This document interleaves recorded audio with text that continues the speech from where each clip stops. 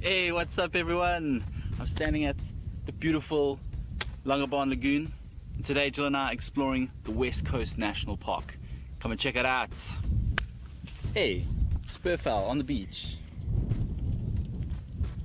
The West Coast National Park is a 27,000 hectare reserve most famous for its flowers in the wintertime. As we were visiting in summer, we got a completely different experience. But here's what we really loved. First up, we really loved the boardwalks and bird hides on the lagoon near the Gielbeck restaurant. These are great for sunrises and sunsets, and the bird watching from the platforms is absolutely awesome.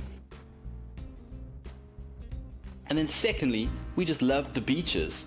On the Atlantic side, the beaches were really rugged and harsh, kind of what you'd expect from the West Coast. But on the lagoon, everything was really calm and idyllic, often out of the winds, and with that picture-perfect blue water that you see on the postcards. And thirdly, the reserve also has a fascinating history which you can read about at various points throughout the park. So just driving through is as much a journey through time as it is about what you're seeing in the here and now. Ultimately, the West Coast National Park is everything you make it to be. If you want to relax, you can relax. If you want to get outside and get active, you can do that too. It's a thoroughly enjoyable spot, and I highly recommend it at any time of the year.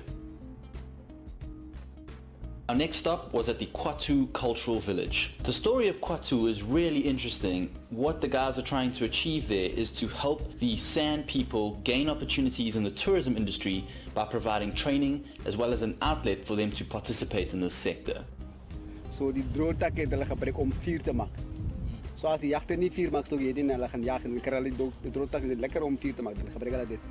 While Khwa Ttu is not an authentic sand village, being taken around by a sand guide and shown the various aspects of sand life, from making bird traps to using plants for hunting to courting ladies, and the various nuances in the language, is definitely an authentic experience. So daar's kan nie die kou. From so.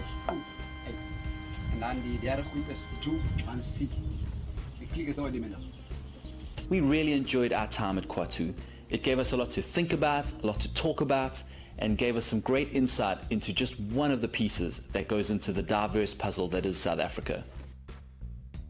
Next up, we pulled into the Thali Thali Game Reserve just outside Langabaan. At just 1,500 hectares, this is a very small reserve. However, it's home to a number of animals, including giraffe, zebra, eland, gemsbok, black wildebeest, as well as a number of other species. The game drive is really awesome, but if you do go to Thali Thali, I'd highly recommend the archery lesson with Tace.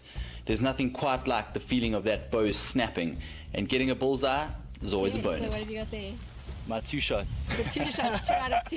Yeah, the black is a 5, and the white's a 4, and that's a 3, so it's 2 5s. Not too bad. How's that for a first round? Yeah, look at that. Great. That's one of the excellent thing shots. Did you see that? I didn't see where it landed. Where did it land? Straight in the middle. Bullseye. Bullseye, just saying. So that's it for our first leg of our West Coast tour. We've moved up the coast now. As you can tell, that is Saldanha behind me. So we're going to be spending the next week exploring this West Coast Peninsula region. And I really hope you guys will join us for that. If you live in Cape Town, I think this is a good time to start planning your trip up the West Coast. But until next time, hope to see you guys on the road. Ciao.